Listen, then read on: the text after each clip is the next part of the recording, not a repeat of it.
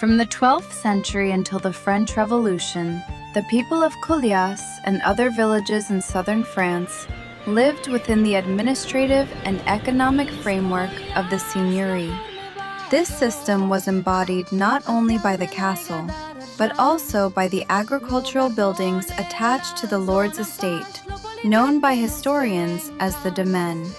In the 18th century, the manorial farm managing the lord's extensive lands stood within the village, at the Castellas. The seigneurie also held monopolies over mills and ovens, the essential facilities used to transform wheat into bread. Wheat was by far the main crop in Coulias, as it was in Saint-Maximin, where cereals covered as much as 80% of the cultivated land by the end of the 16th century. Mills were therefore built on both the Azon and the Gardon. This ensured that grain could still be ground if drought, flooding, or damage prevented one of the rivers from being used. Around 1750, the inhabitants of southern villages depended almost entirely on locally produced food. Bread was their principal source of nourishment. On average, each person consumed more than 1 kilogram of bread every day. Families generally baked an entire week's supply at once, filling the chests and cupboards of their homes. Most villages had a single manorial oven, although places where the seigneurie was divided between several lords could possess several, as at Penotier near Carcassonne.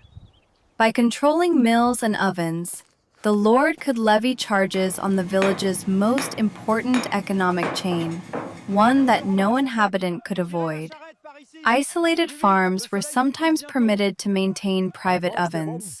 A court case from Rochefort-du-Gard provides a good example of such an exemption.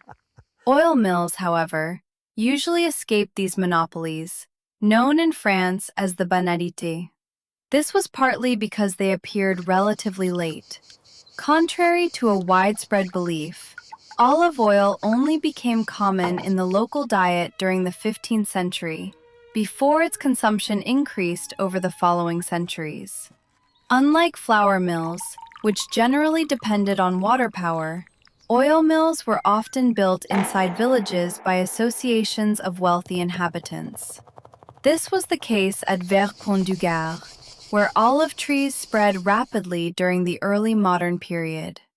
Oil mills occupied large, elongated buildings, like the one that once stood here near the castle. They contained enormous presses. Before pressing, the olives were crushed into a paste by vertical millstones turned by animals. Around Salon-de-Provence, there were approximately 6 animal-powered mills for every water-powered mill, demonstrating the relative rarity of riverside oil mills. The lords usually claimed ownership of rivers and waterways. Yet because they could not prevent the construction of village oil mills, these establishments developed widely throughout the region. 2 other mills also operated at Coulias. One was the Moulinas des Tinières, used to prepare cloth by cleaning and fulling it. A series of heavy wooden hammers struck the fabric. They were driven by a camshaft, an important medieval innovation that converted continuous rotary motion into an alternating up and down movement. Further downstream, near the boundary of the seigneurie of Saint-Privat-du-Gard, stood the Moulin de Carrière, one of the many flour mills established along the river. Millers and their families were constantly exposed to danger. In September 1781, at Yez, the flooded Auzon swept away a child while its mother held it among the rushing waters. Despite these risks, millers often had a poor reputation. They were regularly suspected of fraud, particularly of manipulating their millstones to increase their earnings. A letter dated 1st Mésidor, year 4 of the French Republic, 19th June 1796, describes one such case in the Hérault. A miller had secretly taken as much as 1/10 of the flour by means of holes concealed inside the millstones. Even customers watching their grain being ground could notice nothing. Once the fraud was discovered, the punishment was severe.